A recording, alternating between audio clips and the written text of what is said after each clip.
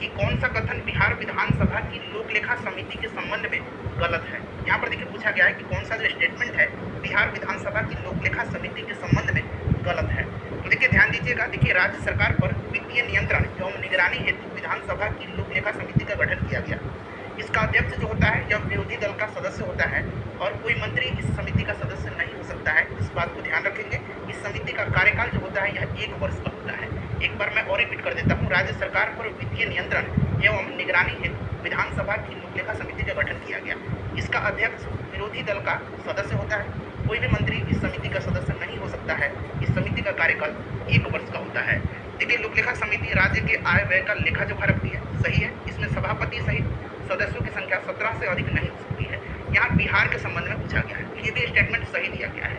इसका कार्यकाल 5 वर्ष का होता है, ये गलत है। मैंने अभी आपको बताया इसका कार्यकाल जो होता है ये 1 वर्ष का होता है।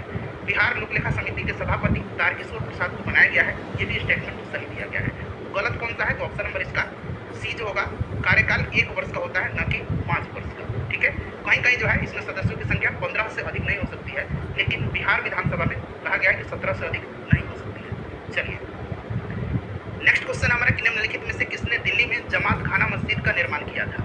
दिल्ली में जमात खाना मस्जिद का निर्माण जो है यह किसने किया था। अलाउद्दीन खिलजी का पुत्र खिज्र खान के द्वारा जो है दिल्ली में जमात खाना मस्जिद का निर्माण करवाया गया था। तो खिज्र खान इसका राइट आंसर हो जाएगा, ऑप्शन नंबर सी। बिल्कुल बिहार पुलिस का पैटर्न है। वीडियो को पूरा देखिए और अपना अपना स्कोर जो है लास्ट में कमेंट करके बताइएगा। देखिए प्रिपरेशन आपको आज से ही करना पड़ेगा। ऐसा नहीं कि एग्जाम के 1 महीने पहले आप पढ़ेंगे और एग्जाम देके क्वालिफाई हो जाएंगे, ऐसा बिल्कुल भी नहीं है। बहुत सारे लोग जो है पिछले 1 वर्षों से लगे हुए हैं लगातार।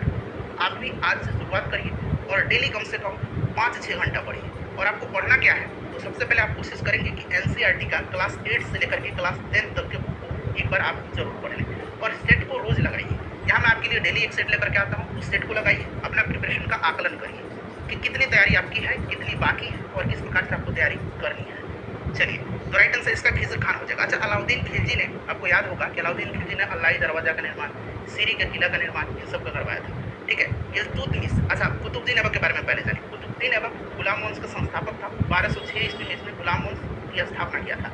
इसने जो है कुतुब मीनार का निर्माण कार्य शुरू करवाया था और इल्तुतमिश ने इसको पूरा करवाया था। क्लियर है, याद रहेगा। चलिए नेक्स्ट क्वेश्चन कर लेंगे। अच्छा प्रश्न है, देखिए किस युद्ध के हार के बाद नेपोलियन को सेंट हेलेना द्वीप पर निर्वासित कर दिया गया था। सेंट हेलेना द्वीप पर नेपोलियन को निर्वासित किया गया था किस युद्ध के हार के बाद। तो ये युद्ध जो है यह वाटरलू का युद्ध है।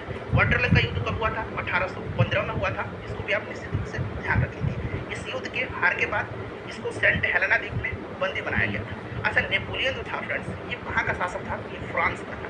ये भी प्रश्न बन सकता है, ध्यान रखेंगे। इसने नेपोलियन कोड जिसको कि नेपोलियन संहिता कहा जाता है, नेपोलियन संहिता कहा जाता है, इसको यह लागू किया था कब, तो फ्रेंड्स 1804 ईस्वी में लागू किया था नेपोलियन कोड, नेपोलियन संहिता को, जो कि नागरिक संहिता है। इसमें कानूनों का एक संग्रह है।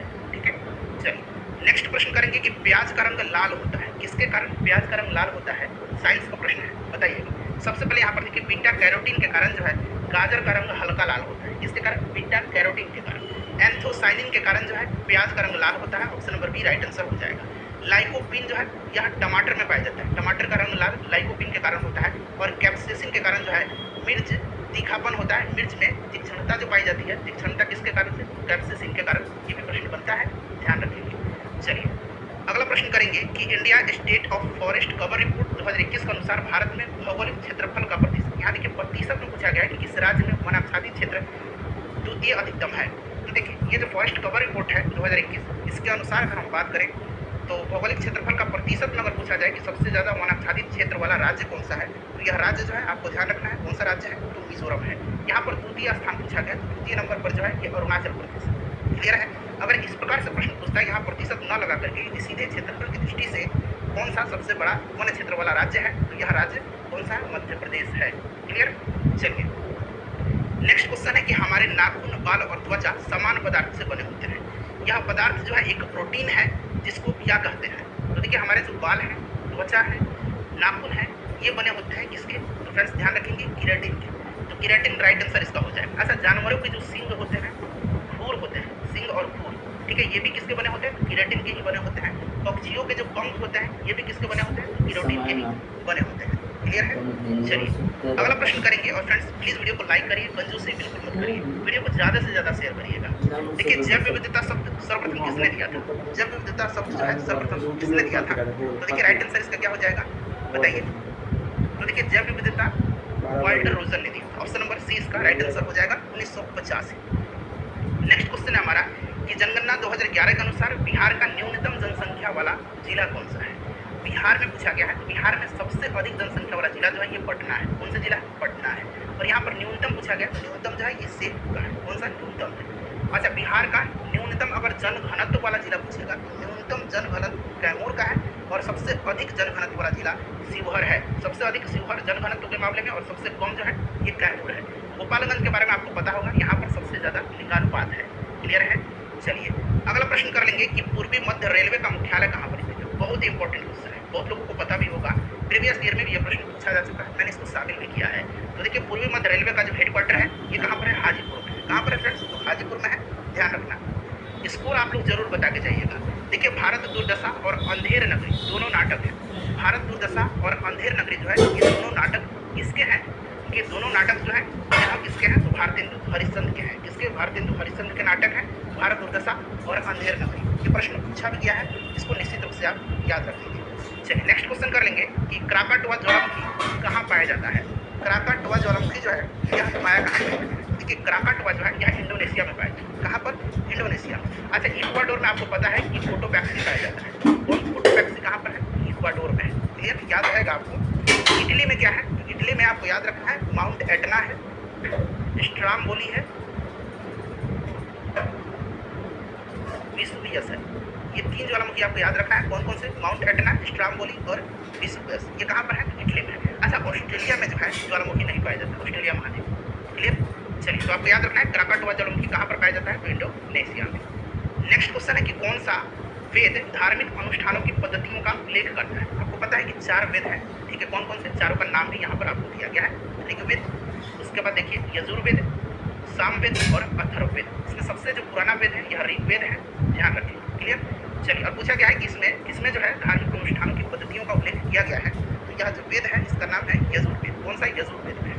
क्लियर है? अच्छा सामवेद को भारतीय संगीत का जनक माना जाता है। अथर्ववेद में क्या है? तो तंत्र मंत्र जादू टोना इन सबका उल्लेख कहाँ पर है? अथर्ववेद में। चलिए उसके बाद देखिए पादप कोशिका का कौन सा भाग इसे स्फीति, कठोरता और सुरक्षा प्रदान करता है? बताइए। जो लोग इसका आंसर खुद से देंगे समझिए उनकी तैयारी बहुत ही बढ़िया है। देखिए पादप कोशिका का कौन सा भाग इसे स्फीति, कठोरता और सुरक्षा प्रदान करता है? तो यह जो भाग है इसका नाम क्या है पूछा गया? यह भाग है कोशिका रस से भरी रिक्तिकाएं।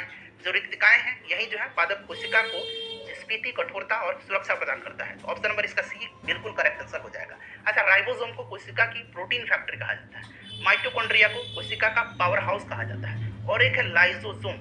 लाइसोसोम को जो है कोशिका की आत्महत्या की थैली कहा जाता है। इससे भी प्रश्न बनता है।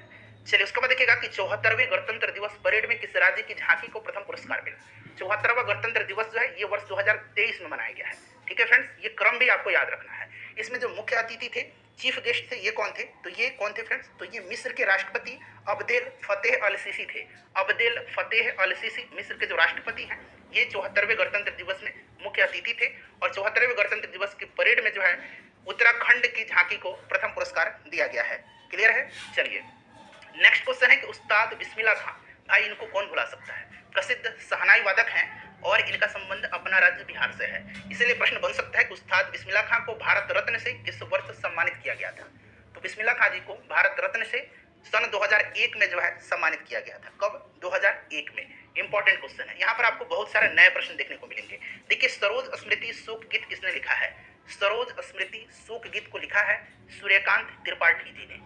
सूर्यकांत त्रिपाठी निराला राइट आंसर हो जाएगा। इन्होंने अपनी पुत्री सरोज के निधन के उपरांत यह लिखा था। ठीक है, याद रखना आपको। चलिए उसके बाद नेक्स्ट क्वेश्चन है कि उपर्युक्त शब्द का सही संधि विच्छेद क्या है? ये बार बार जो है सीएसबीसी के द्वारा पूछा जाता है। उपर्युक्त का संधि विच्छेद, तो इसका सही संधि विच्छेद होता है ऊपरी प्लस उक्त। ऊपरी प्लस उक्त जो है यह उपर्युक्त का सही संधि विच्छेद है। उसके बाद देखिएगा कि विद्युत चुंबकीय प्रेरण की खोज किसने किया था? विद्युत चुंबकीय प्रेरण की खोज जो है यह किसने किया था? अच्छा देखिए विद्युत चुंबकीय प्रेरण की खोज जो है यह माइकल फैराडे ने किया था। किसने? माइकल फैराडे ने। अच्छा चुंबकीय प्रेरण यहाँ मैं लिखता हूँ, चुंबकीय प्रेरण की एसआई यूनिट कौन सी है? तो एसआई यूनिट इसकी टेस्ला है।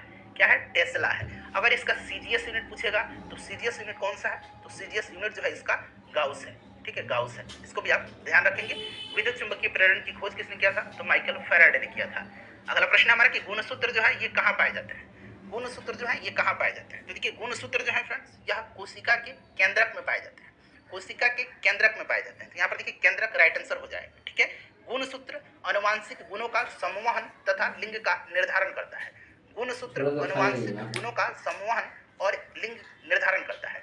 डब्ल्यू वाल्डेयर, यहाँ मैं लिखता हूँ, ठीक है, डब्ल्यू वाल्डेयर, इन्होंने ही सर्वप्रथम 1888 में गुणसूत्र शब्द को गढ़ा था। क्लियर है, याद रखेंगे, डब्ल्यू वाल्डेयर ने 1888 में गुणसूत्र शब्द को सर्वप्रथम गढ़ा था। चलिए उसके बाद नेक्स्ट क्वेश्चन करेंगे कि भारतीय संविधान की 6ठी अनुसूची किन 4 राज्यों में अनुसूचित क्षेत्रों और अनुसूचित जनजातियों के प्रशासन और नियंत्रण से संबंधित है। बहुत ही बढ़िया प्रश्न है और यह फ्रीक्वेंटली पूछा भी गया है। तो देखिए जो राज्य हैं 6ठी अनुसूची में जिनके अनुसूचित क्षेत्रों और अनुसूचित जनजातियों के प्रशासन और नियंत्रण का उल्लेख है, ये राज्य कौन कौन से, तो आपको याद रखना है फ्रेंड्स, यह जो राज्य है असम, मेघालय, त्रिपुरा और मिजोरम है। ऑप्शन नंबर इसका बी राइट आंसर हो जाएगा। टोटल कितनी अनुसूची है, तो याद रखना है टोटल 12 अनुसूची है। 22 भाषाओं का उल्लेख किस अनुसूची में है, तो 22 भाषाओं का उल्लेख जो है यह 8वीं अनुसूची में है।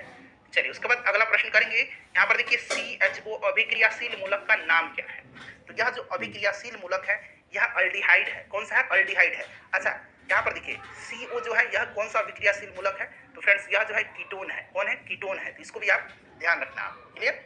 चलिए नेक्स्ट क्वेश्चन है कि सेलम इस्पात संयंत्र, ठीक है, सेलम इस्पात संयंत्र जो है यह किस राज्य में है। सेलम इस्पात संयंत्र जो है यह कहाँ पर है, तो यह तमिलनाडु में है। अच्छा कुछ इस्पात संयंत्र और उनसे संबंधित राज्यों का नाम मैं बता रहा हूँ आपको। भिलाई इस्पात संयंत्र, भिलाई कहाँ पर है, तो भिलाई जो है छत्तीसगढ़ में है। राउरकेला कहाँ पर है, राउरकेला इस्पात संयंत्र, राउरकेला जो है यह उड़ीसा में है। बोकारो कहाँ पर, बोकारो स्टील प्लांट, तो फ्रेंड्स यह झारखंड में है। दुर्गापुर इस्पात संयंत्र कहाँ पर है, दुर्गापुर, तो यह पश्चिम बंगाल में है। क्लियर। उसके बाद देखिए सेलम मैंने आपको बता दिया और एक नाम याद रखेंगे, विश्वेश्वरैया आयरन एंड स्टील कारखाना कहाँ पर है, तो ये जो है कर्नाटक में है। Visvesvaraya iron and steel plant Karnataka में है। चलिए उसके बाद नेक्स्ट क्वेश्चन करेंगे कि 60 सेंटीमीटर फोकस दूरी के उत्तल दर्पण से एक वस्तु कितनी दूरी पर रखी जाए कि प्रतिबिंब का आकार वस्तु के आकार का आधा प्राप्त होगा, बताइए।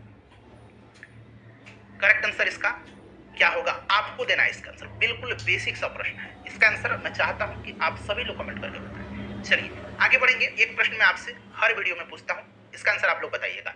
घरों में विद्युत आपूर्ति की जाती है, घरों में जो है 120 वोल्ट प्रत्यावर्ती धारा की, ठीक है, तो ऑप्शन नंबर इसका सी राइट आंसर होगा।